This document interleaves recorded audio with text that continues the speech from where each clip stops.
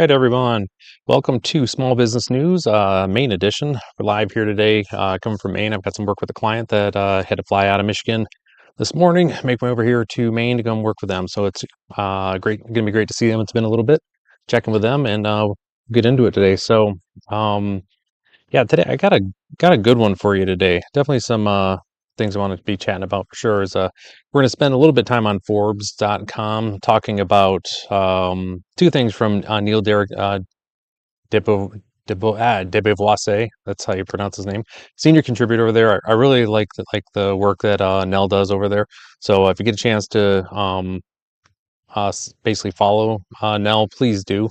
There's first thing we're talking about is going to be conversation about a authenticity in purposeful leadership. You know, that is, if you are in a leadership position, being purposeful, but also the importance of making sure you have authenticity in there. It's really great read. Check that out. And then we've got the ABCs of purposeful leadership. So today is really going to be all about purposeful leadership. That's where we're spending our time today.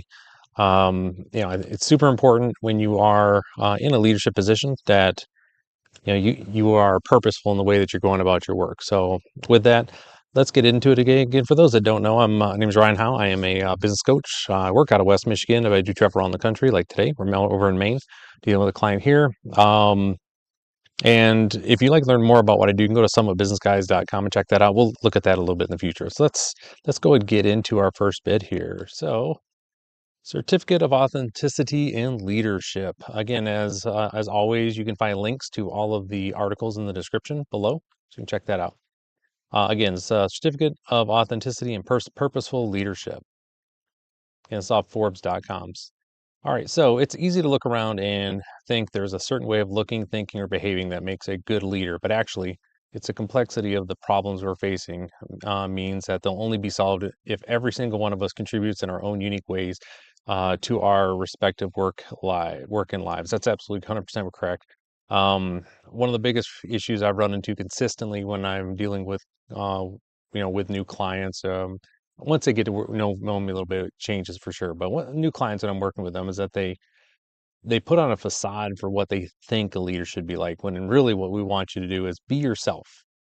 That is going to be the easiest thing for you to remember. Just make sure that's your focus, and you're going to be blown away at how quickly things go there. But also for their teams, there is a thing to keep in mind with your teams. You're never going to get them to fully, drop, fully buy in and drop the facade. There's always going to be a small bit of that there. However, the more we get them to be authentic is better, but specifically for the leader. All right, now recall that being purposeful does not require us to solve all the world's problems. Only 1/8 billionth of that fits our skills, interests, realms of influence. Delivering on that fair share requires great specificity. We must lean deeply into our unique profiles and get clear about what we want to do and where, when, and with whom we want to do it. If we all step into our purpose with clarity on our best way to contribute and ready to collaborate with others who have complementary pieces of the solution, our purpose will have the greatest impact possible. Jeff Lee, a public policy expert who speaks out against hate crimes from his experience as an Asian American, put it this way during our interview. People need to be empowered to embrace who they are. You start with yourself and then move into a bigger circle. Actions have chain reactions. All right, so again, our next piece is going to be self-acceptance, the power of difference. Purposeful leaders find ways to make their unique profiles create positive outcomes, even when people or systems around them don't see that uniqueness as a strength. Again, people-centric technologist, it's Ward Villemot, I believe is how you pronounce that. CPRO and CTO of Real Self, has been on a long journey of self-discovery after prestigious but frustrating and unhealthy roles earlier in his career. After years of mistakes and reflection and experimentation and an adult autism diagnosis, he finds that it's actually freeing to be wholly myself, including my insecurity, the autism, everything really. And that's something, again, real quick, I just want to make a point about that, is how important that is. You think about how long that individual was suffering with that by hiding who they were, not fully understanding who they were. Now that they know who they are, they can talk with their teams, they can better understand that. I have something called aphantasia. I can't see pictures in my head. I don't have a visual imagination. And for the longest time, it was confusing to me why people didn't understand why I needed things written out, why I needed things drawn out, because I couldn't picture what they were talking about. Once I figured out that this was actually a thing, that aphantasia was a thing, I was able to then tell people like, hey, no, I actually need the pictures of what you're thinking about drawn out because I cannot piece it together in my mind. And once I got to that piece, everything got so much easier for me. All right, Tanya Perkins, a startup CEO and venture capital investor, recalls trying to find her way in finance at the beginning of her career. Trying to emulate the people around me came off as inauthentic, first of all. Secondly, even if I could do a particular task to the 99th percentile of excellence, people didn't assess my work in the 99th percentile because that was not what made me unique. Trying to play the part also took a huge emotional toll on me. My leadership evolved when I started to lean into my own style, bringing my unique perspectives, and colleagues responded well. That was an aha moment for me, realizing that when we were true to ourselves, we are often more successful. Again, that is absolutely 100% correct. Uh, I had a client that I was working with. Gosh, it's been a few months ago now. This conversation came up. We were just chatting, and they're saying, they're basically, had some opinions that they wanted to share about some other folks there and about the people around them. They wanted to give somebody a piece of their mind, and then they go, as a business coach, you probably tell people not to be open, not to share that type of stuff. And I'm like, no, actually, the opposite of that. If you feel strongly enough, you need to give somebody a piece of your mind. Give them your whole mind. Go ahead. Um, and is what I tell them is like the people who aren't going to like you want to make sure they're not liking who you are, not the pretend version of who you are. You may be shocked and amazed if you give somebody your straight feelings, the straight truth and the way that you feel, how they may respond. And when they did this, amazingly enough, the person actually was like, "Oh, I didn't realize," and caught them off guard, and they were able to make some headway in their relationship. So with that, by not being open and by again putting on a facade, wasn't the real individual. Once that the facade dropped, everything got better for him. All right, Nuno Guerrero is a chief diversity impact officer in training who grew up in Portugal and has worked in New York, San Francisco, Sao Paulo, Dublin. Like Tanya, he found the strength of his uniqueness, which he might be commonly seen as a challenge to overcome. English is not his first language or even second language.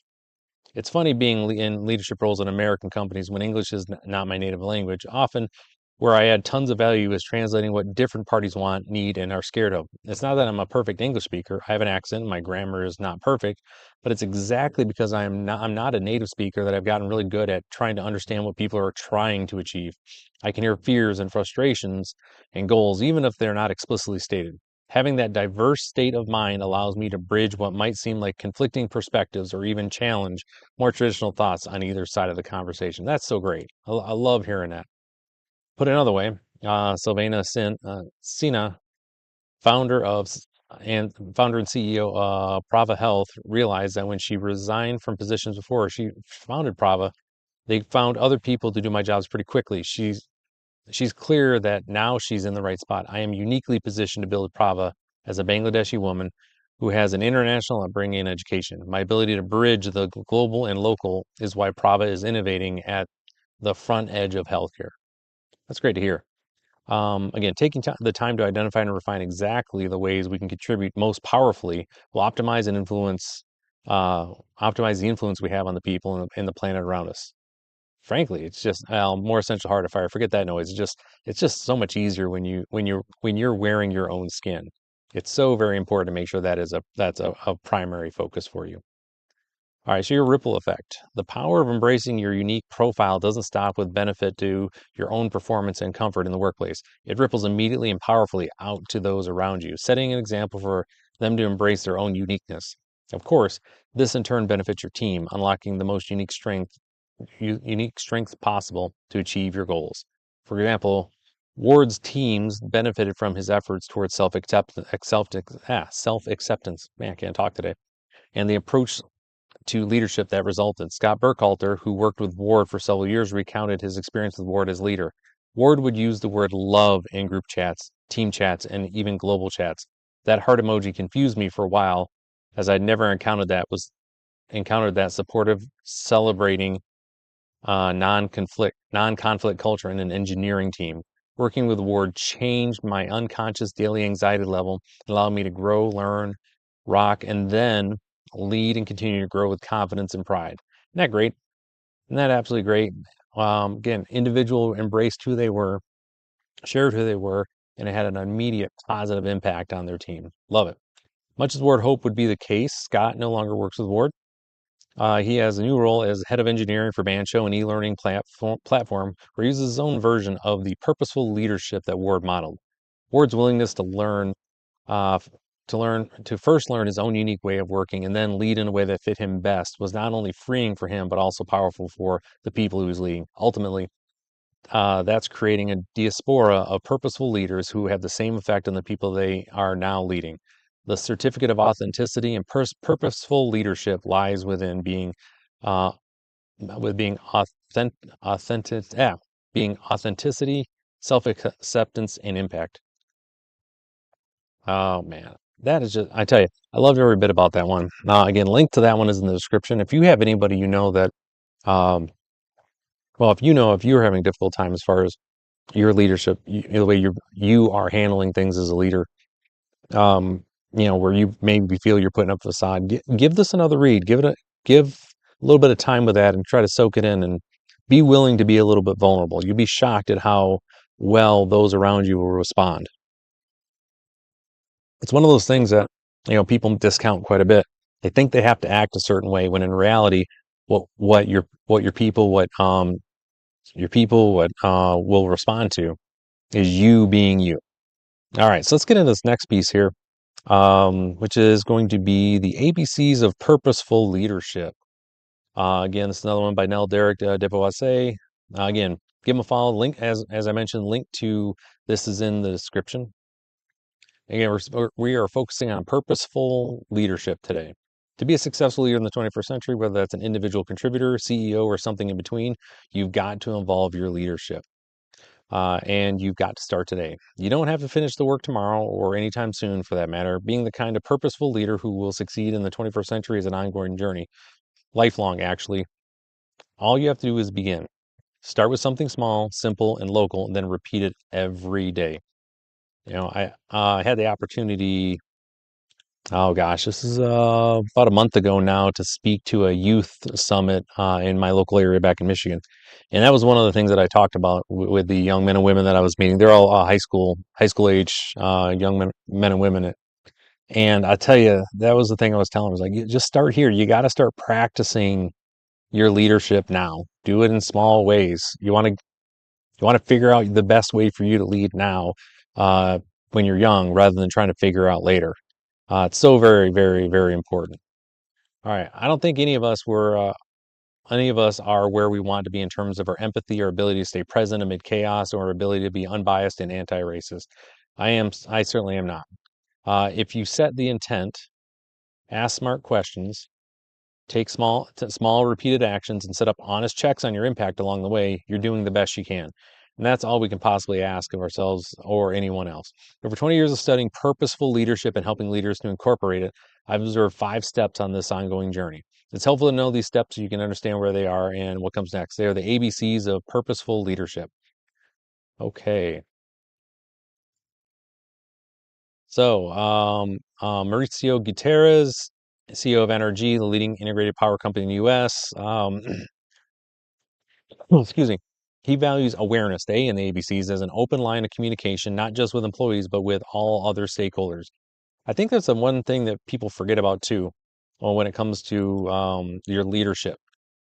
It is not simply just with your employees. You got to make sure you're always looking at all of your stakeholders across the board, um, and make sure you're weighing that.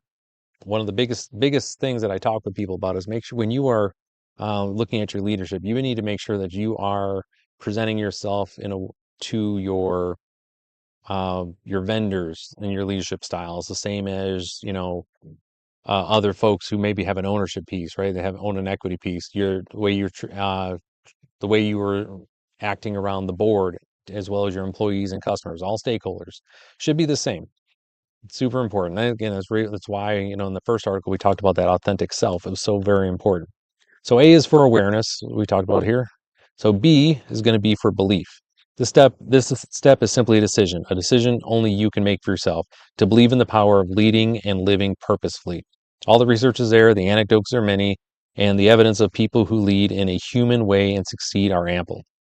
But you have to believe, not just think, but truly believe that leading purposefully with a human perspective will lead you and your team to sustainable success. Got to believe it.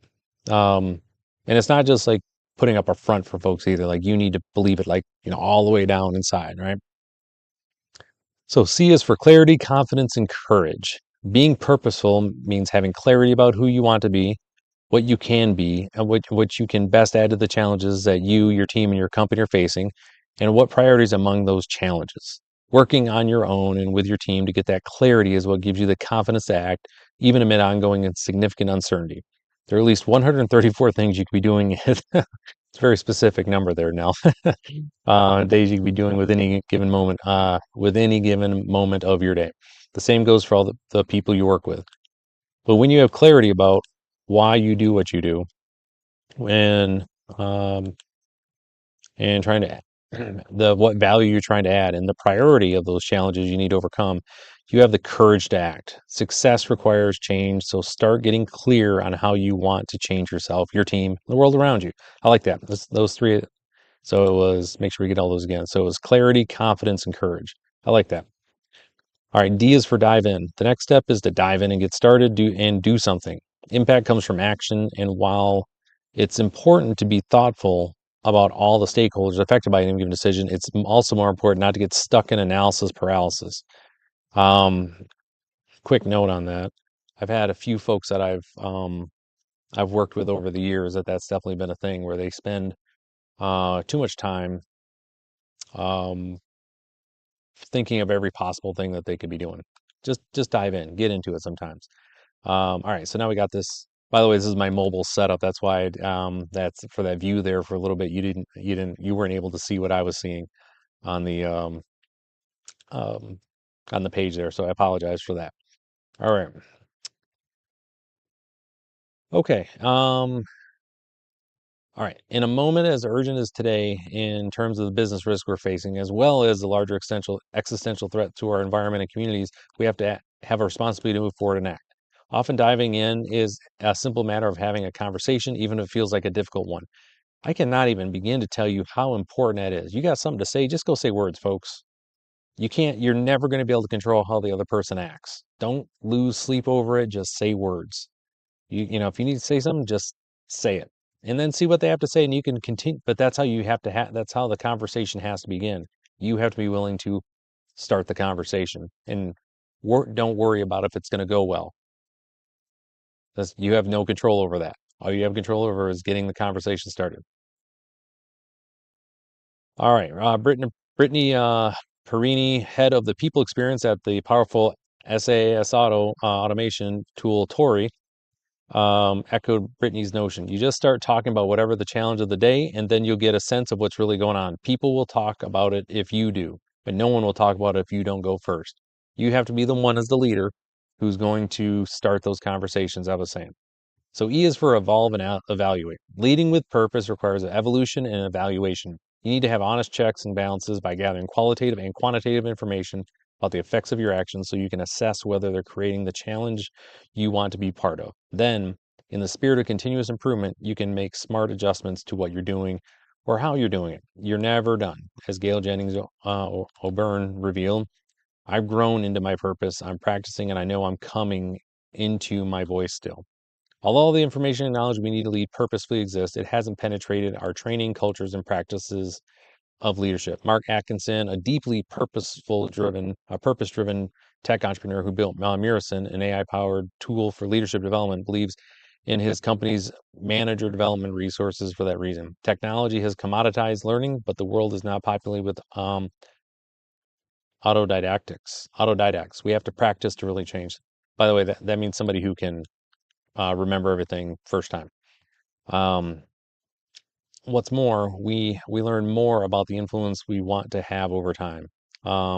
Alyssa Sangster is CEO of Forte Foundation, which is doing important work to equal the playing field for all genders in the workforce. She told me purpose shifts. In fact, it's constantly evolving. In our situation, we can't do the same thing next year as an organization or individual leaders. The context is changing too fast around us. All right, we're going to leave it off right there and just kind of re-hit those again, the main points. So we got E is for evolve and evaluate. D is for diving in. We absolutely just, again, you got to be the one that starts those conversations like we were talking about. C is for clarity, confidence, and courage. B is for belief. Again, you got to believe it. You're going to be selling it. You can't fake it. And A is for awareness. All right. So again, today was really about the just diving in, starting on a conversation about what purposeful leadership is, how to manage that, how to get into it, and it gave a couple great articles here. You can find them on Forbes that again, when we talk about the certificate of authenticity when it comes to leadership, and then the ABCs of purposeful leadership. You want to check them out. Again, links to all these are in the description. And again, I hope I earned your subscription today. I come live every single day, Monday through Friday. Most times, if there's holidays or if I have client work, that I won't be able to come live.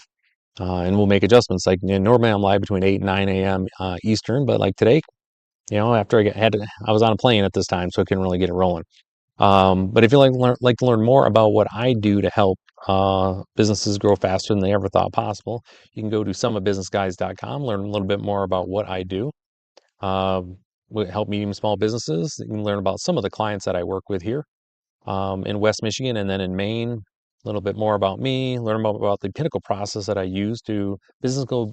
It's the Pinnacle business operating system that I have my clients use to structure their businesses.